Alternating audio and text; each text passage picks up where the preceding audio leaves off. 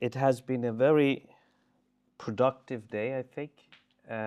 If I think about the phrase of listen to your heart, I think we need to broaden the message and consider that you really need to have some insight about the function of your own body, that you have to be aware of the diseases that are most common, that you have to be able to distinguish between symptoms that are alarming symptoms and symptoms that are not alarming.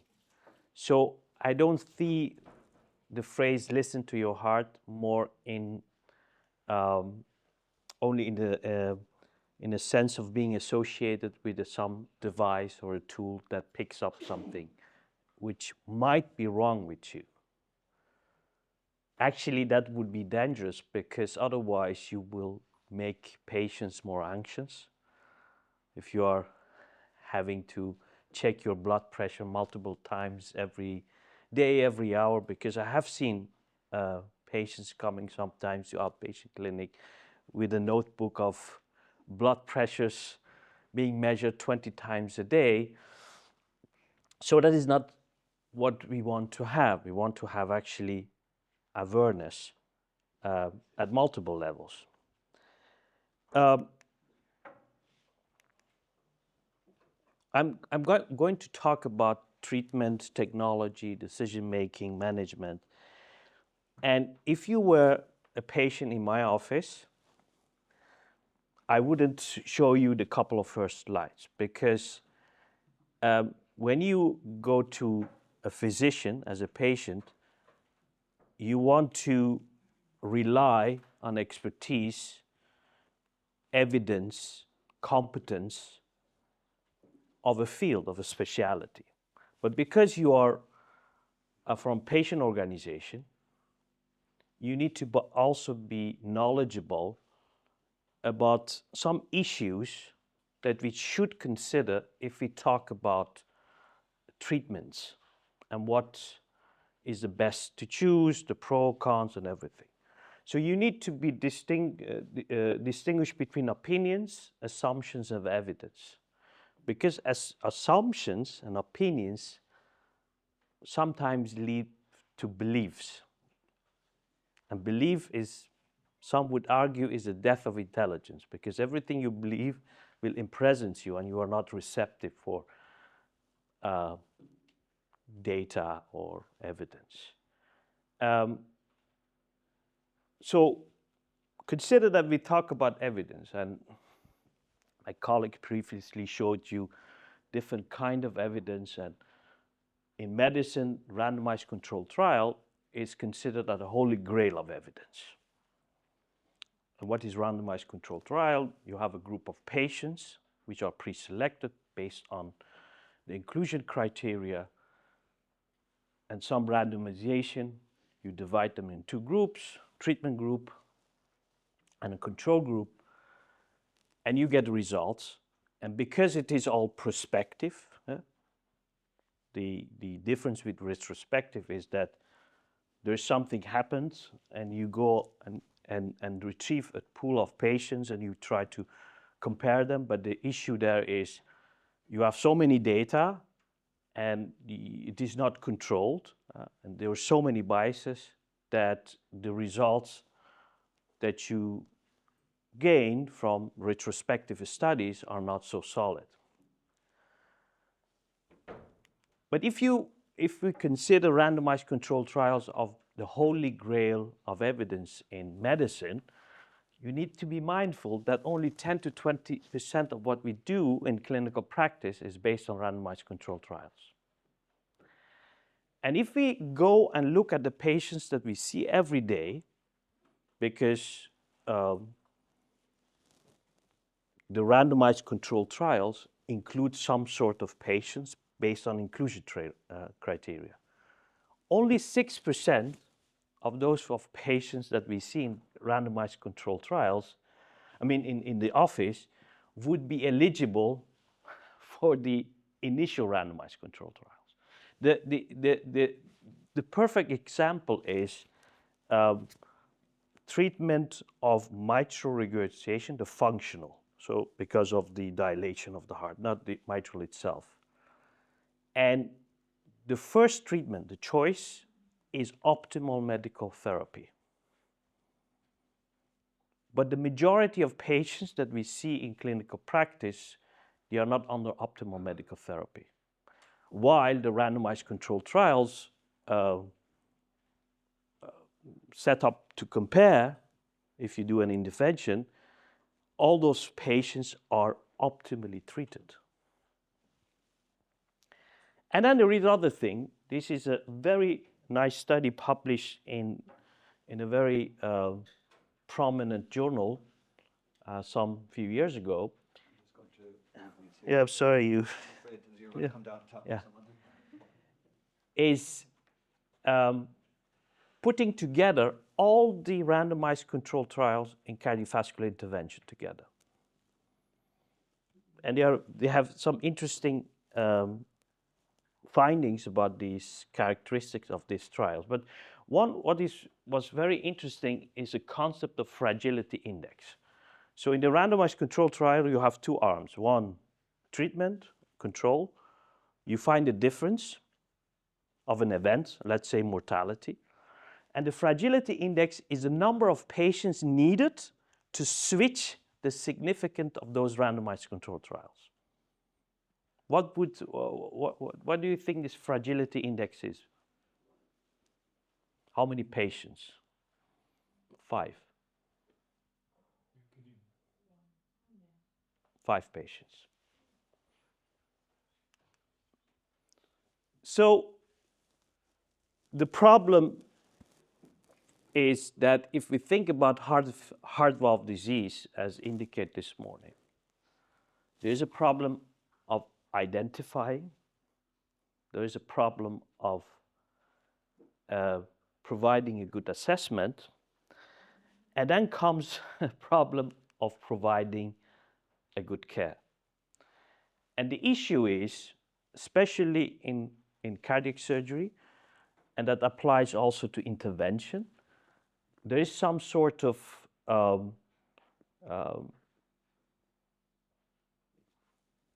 duality of art and science, because, as you know, a lot of successful programs are built around individuals. And this is also reflected in these 2 landmark studies published in New England Journal of Medicine. The first one, looking at major cardiovascular procedures and oncological procedures in 2.5 million patients. And they look at the volume of number of these procedures done in hospitals in the US and the outcome. And they found this direct association. And the subsequent studies, they look at the individual surgeon volume. So there is a problem of quality of care being determined, what I call operator dependency. The operator dependency is, you see that across the healthcare, even the ones that tapping the blood. I mean, there is a difference in the individual performance, and how more complex something is, more variation is in the quality of care. And that is the reason why the quality of care differs between countries, between cities, between hospitals in the same city, even between the same physician in the same department.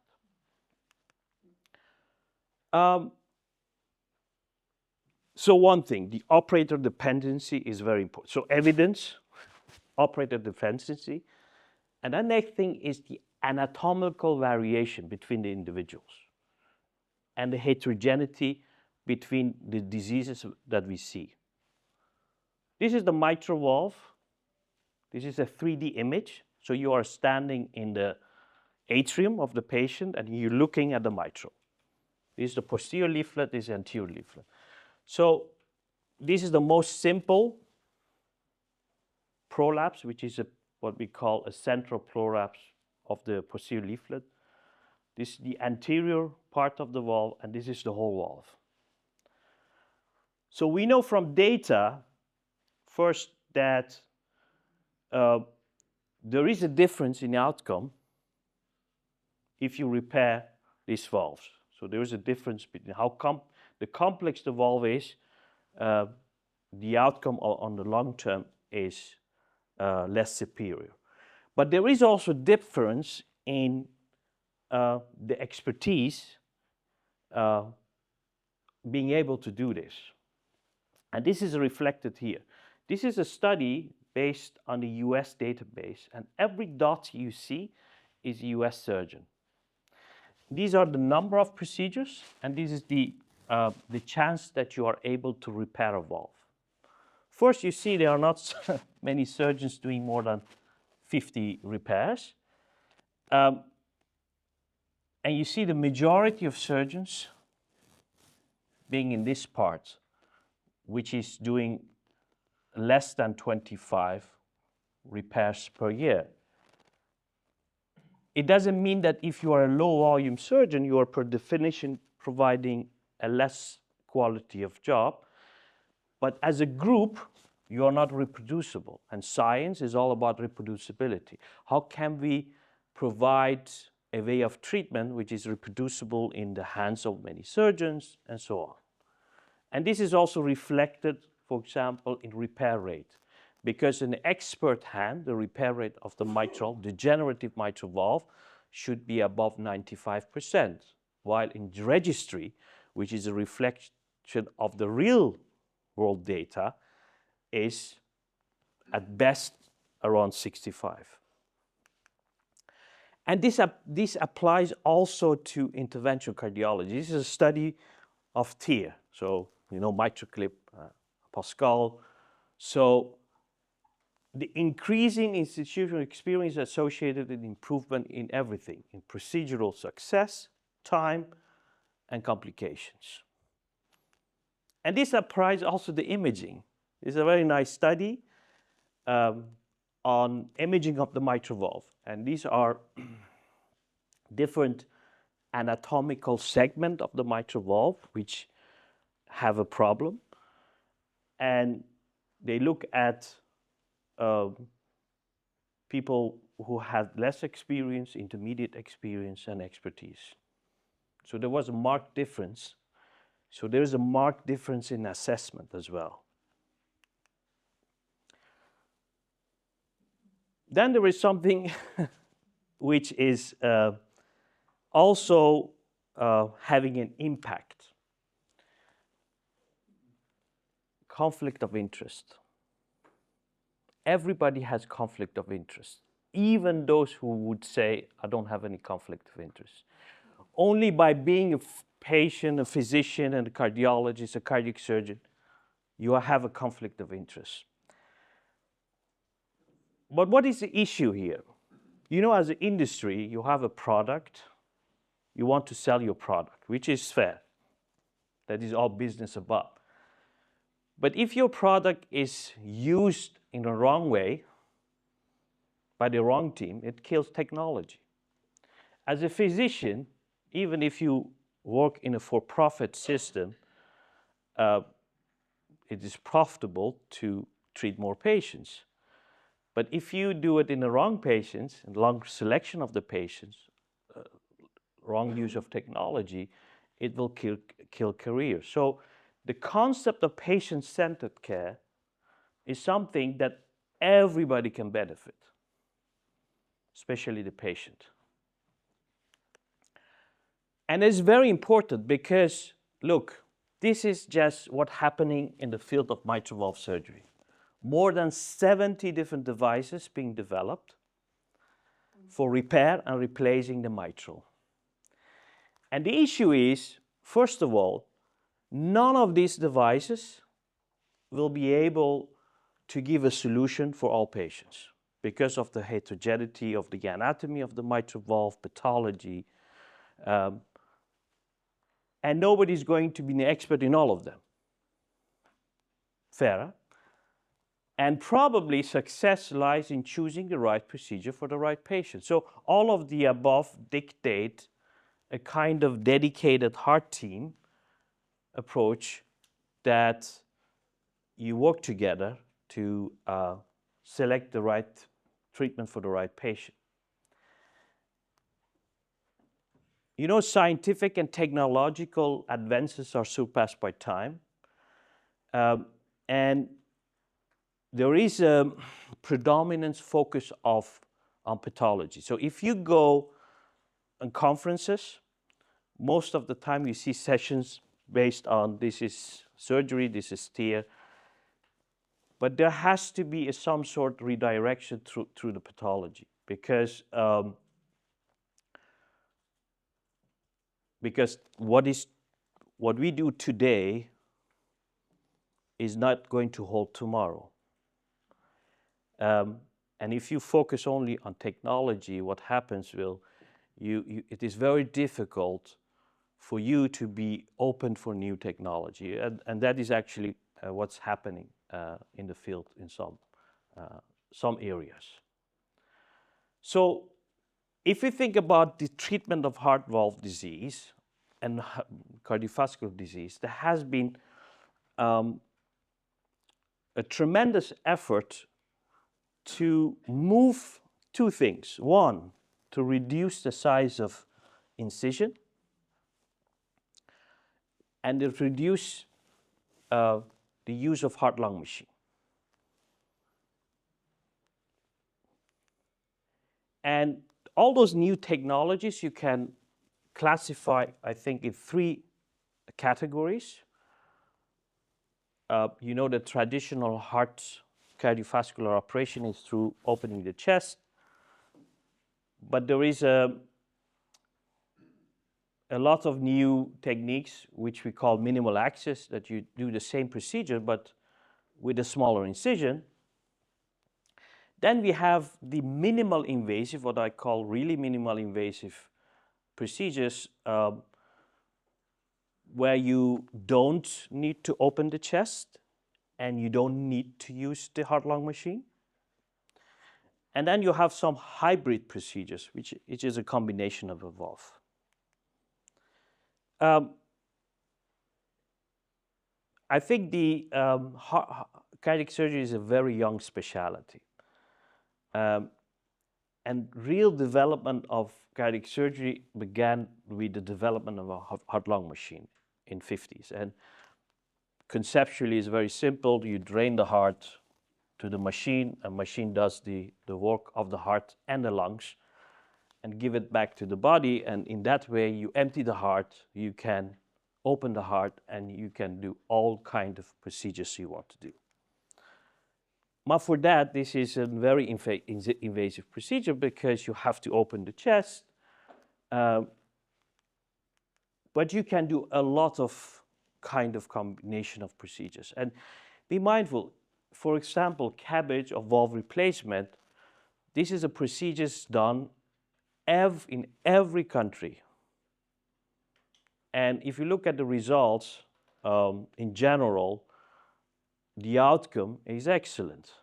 It's around 1%, 1.5%, but still is an invasive procedure. I mean, and we as physicians, academicians, we need to come up with new treatments.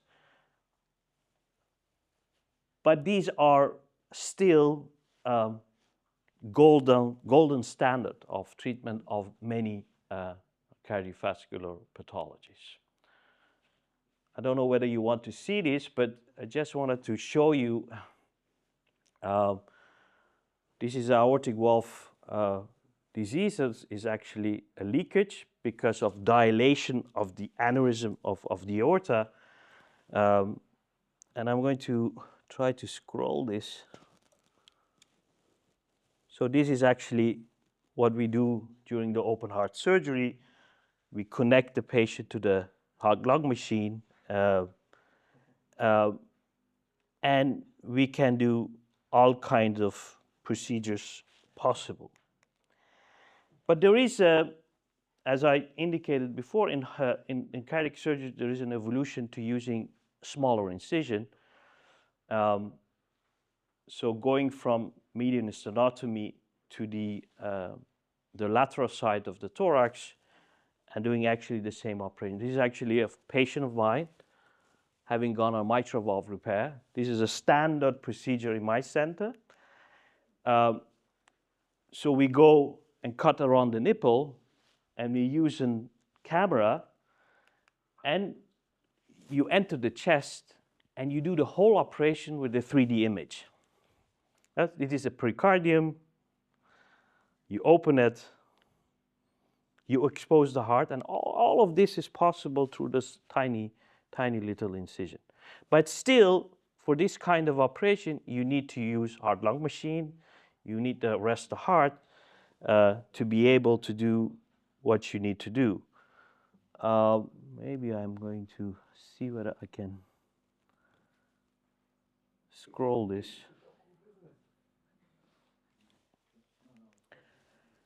Then we have the transcatheter technology. I think I showed you this morning the one that the most common one, which is now incorporated in the guidelines and is has become a routine practice, is a TAVR or a TAVI.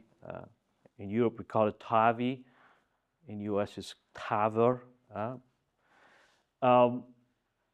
And it conceptually is that you don't use a heart-lung machine, you use the groin, and it has obviously less traumatic for the patient.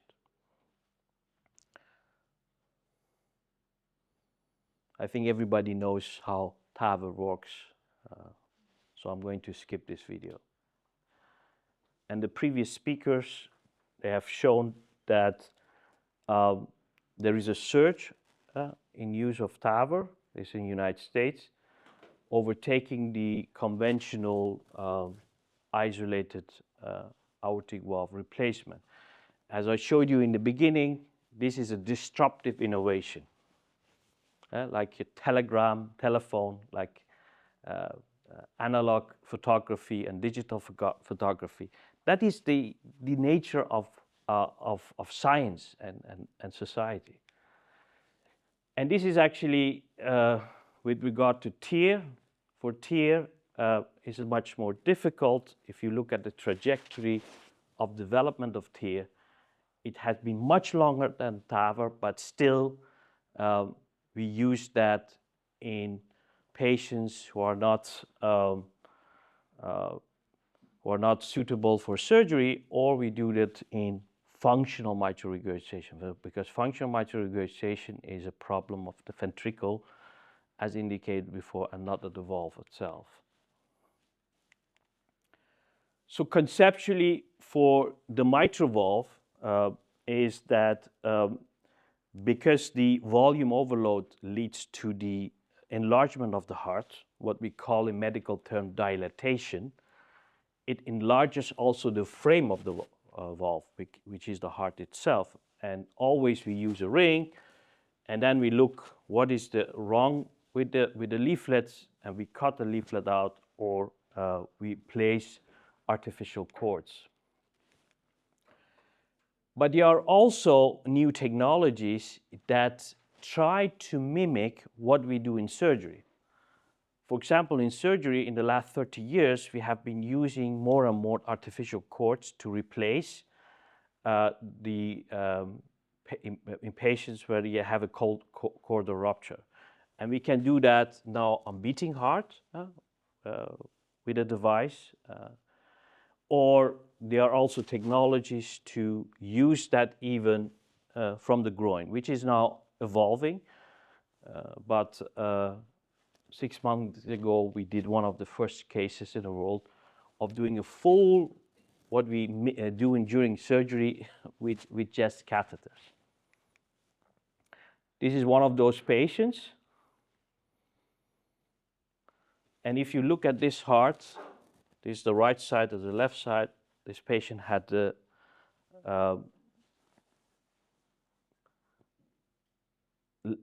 not a good left and right ventricle, and we chose this technology, and so you don't need to arrest the heart, and then in less than an hour you can correct this kind of valve. But the issue is all these emerging technologies, we don't have the results of durability. So we choose it in patients we think that they have more risk of surgery, because at the end, even you think that this patient, you can technically repair the valve, still you need to have patients survive the surgery, which is also very important. These are technologies which use, as I indicated before, one of the important elements of repairing a mitral valve is trying to normalize the annulus, the frame of the valve. And this is a technology, Correlian, which you put a stent in a vein in the heart, the coronary sinus. The coronary sinus is something that, in a structure that goes parallel to the frame of the valve. And this stent shrinks that annulus. So it has the same effect. That's why it's called indirect annuloplasty. Annuloplasty is actually a medical term of putting a ring around the mitral. Then you have the direct annuloplasty, which goes with the transcatheter approaches to be able to mimic what we do during surgery. These are Chinese products which are not available in Europe, but they are trying to make the same kind of concept of tear, so MitraClip and Pascal for their own population. Then we have mitral valve replacement. The mitral valve replacement, there are a lot of technical issues, because aortic valve, aorta is a tube. You have a valve inside without chordae and all those things. And most of the time, the aortic valve is a stenotic, so you have calcification. So putting a prosthesis there is not so difficult. But for the mitral, because it is deep in the heart, and the heart itself is the frame of the mitral, which is continuously contracting, you don't have less support surrounding tissue. And because of the proximity to the aortic valve, you can also, if you put a prosthesis, you can imagine that you can obstruct the flow to the aortic.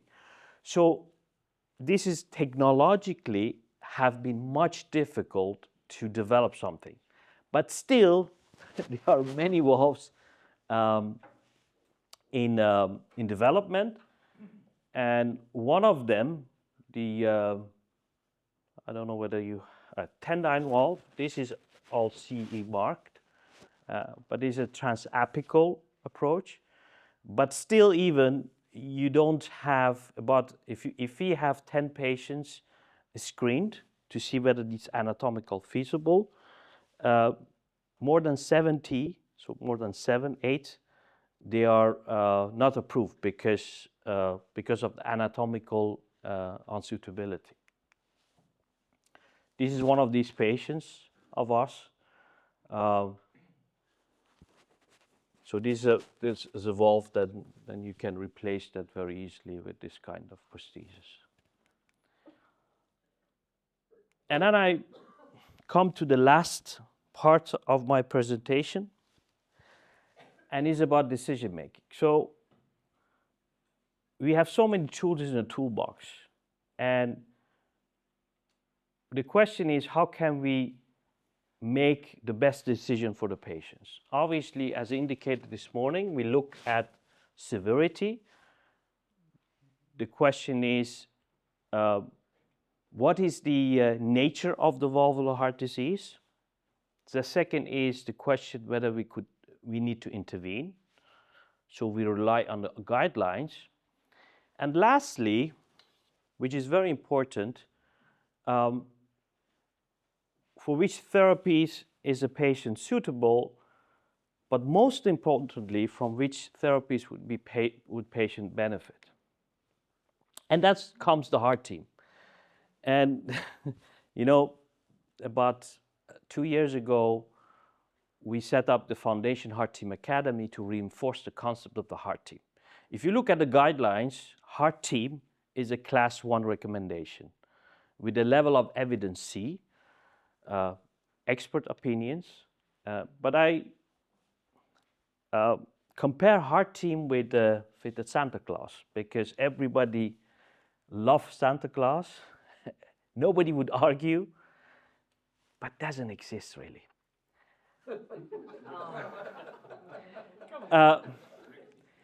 And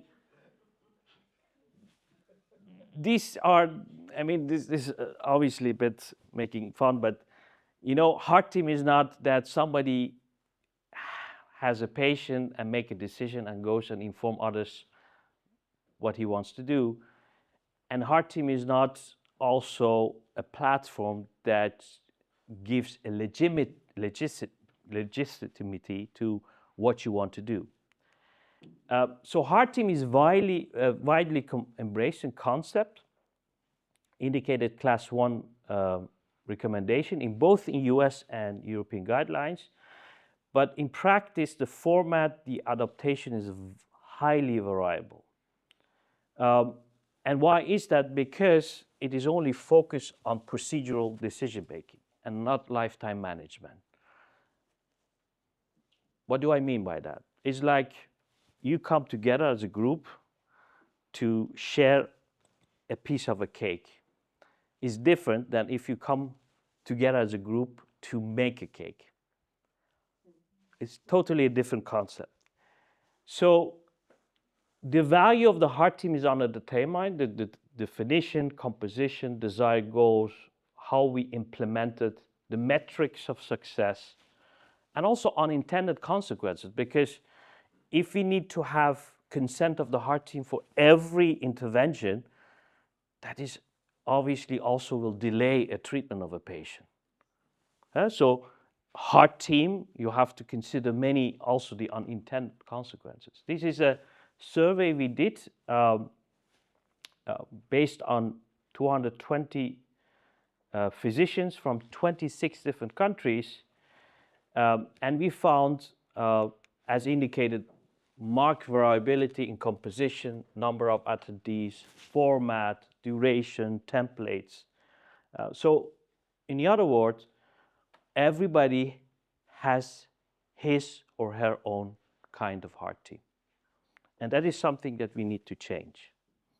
And that is actually what I'm trying to do, first by providing evidence. One of my PhD students is working on the concept of the heart team. And I think it is very important to implement it. And the issue is we need to forgo how we treat cardiovascular patients, because cardiovascular patients, they have a disease for life, but they are treated in phases. So somebody comes with aortic valve stenosis, get a TAVR, maybe 5-10 years later comes with a degeneration of the same valve, needed surgery, or another TAVR. So we need to decide what is the best for the patient regarding the lifetime management. And you cannot do that in isolation as a singular physician. So this is how we created our program, a Volvo program in Maastricht. So we have the same team of physicians, cardiologists, surgeons. We see all comers, not selected patients. We use extensive use of technology to see what is the best fit for the patients. We treat them together and we follow them together. And this is actually what we've done, what we call SMILE registry.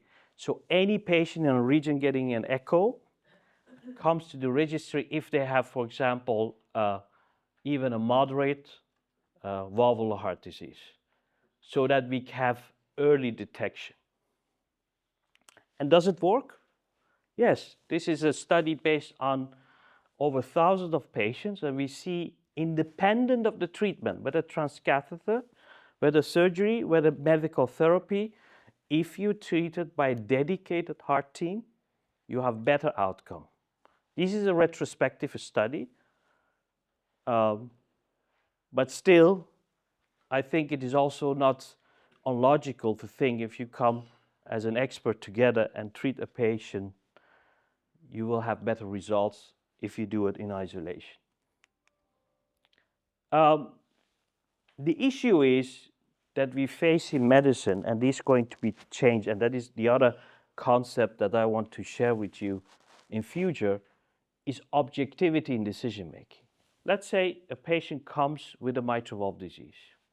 My colleague looked at the echo, says this is the problem, this patient needs to be operated.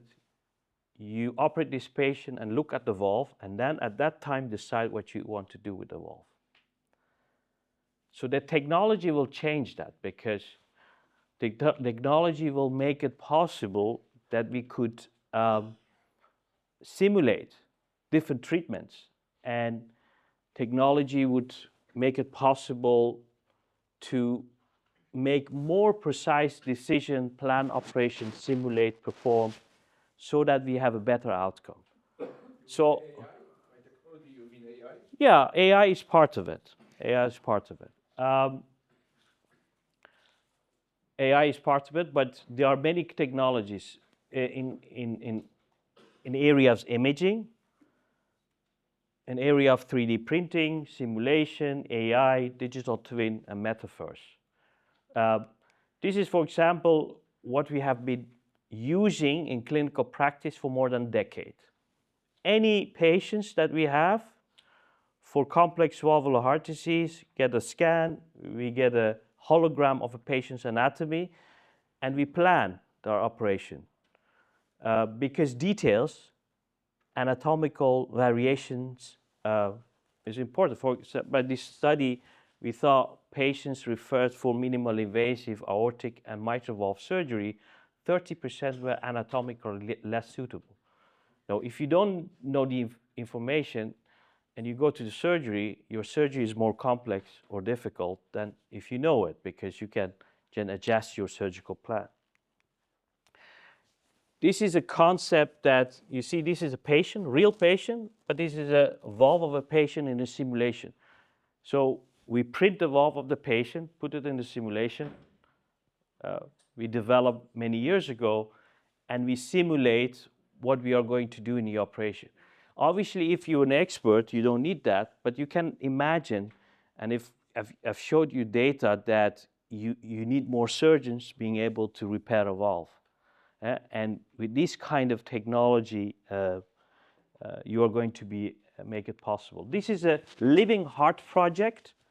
This is a living heart project, and there are multiple universities, companies working together to make a digital twin of a heart. So it means, and what is the digital twin? Digital twin is not a model.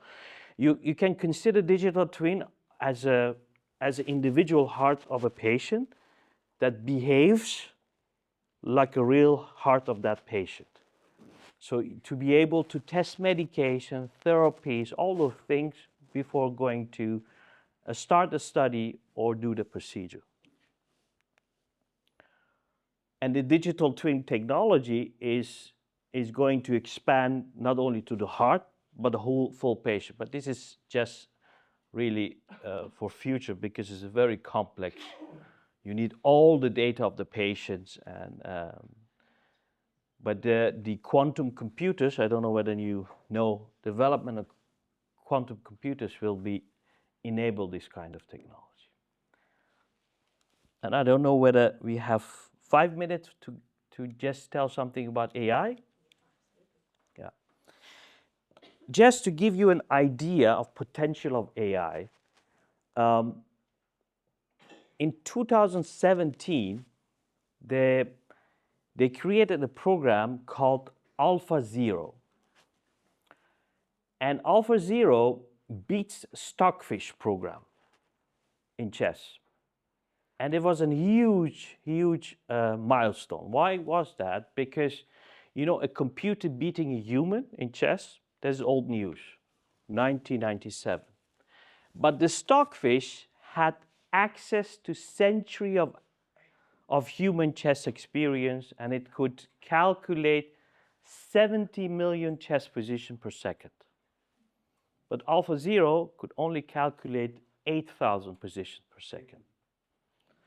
And didn't know anything about chess, but use actually latest AI, so machine learning principles, to learn chess by itself. Do you know how many hours it needed to learn chess before played against stockfish? 2.5 hours.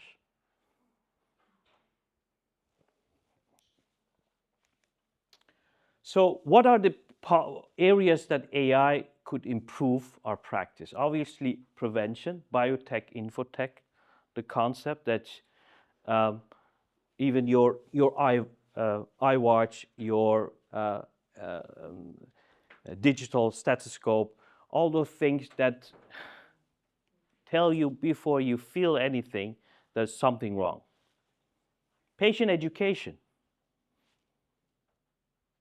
diagnosis, imaging, because as indicated in a study, even if you look at the imaging of the mitral valve and ask 10 different imaging cardiologists to come and make an assessment, there is a variation. Treatment, monitoring, and follow-up, and obviously also surgeons. How we select those who are allowed to get a training, assessing them, certification, and also centralization, because as a patient, you don't know where the expertise is. If you are knowledgeable about the field, if you need an intervention or surgery, you go and look for some team that is capable to do that. But ordinary patients, they don't know. So you could imagine that all those data are being accumulated, and patients are referred to centers with complex disease that have the most experience and the best outcome. Everybody knows ChatGPT. This is something we publish about the possibilities of use of ChatGPT in surgery. But I just wanted to tell you that if you categorize AI based on capability, ChatGPT is an AI with a weak capability compared with different AI modalities. So ChatGPT is only the tip of the iceberg of what is possible. And that is one of the final slots. You see, if you think about new technology, if you think about AI, you need to also consider ethics. Because we think, as humans, we think that important decisions shouldn't be made by machines. Because we are better placed to judge what is wrong, what is not wrong. This is a study done in 70s at Princeton. And it was done with the divinity students. The divinity students, they got an assignment to prepare for a sermon. And the half of these students, they got the parable of a Good Samaritan.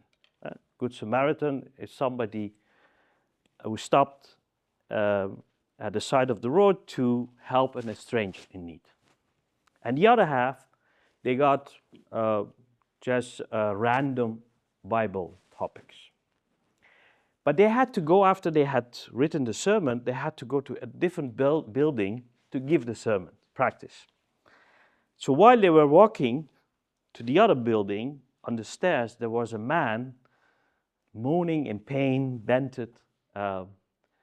Majority of those students even noticed the man, let alone even stop asking what it was wrong with him.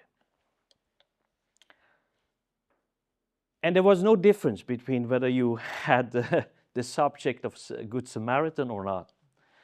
So it tells you an idea that, and this is because all the attention being in need and time restraint to go and do something. And this applies with everything. So AI is going to be useful at any level of decision making, detection, as a tool, not to replace humans. So I think I would like to stop here. Future will be different, and probably also with different ethics. Thank you.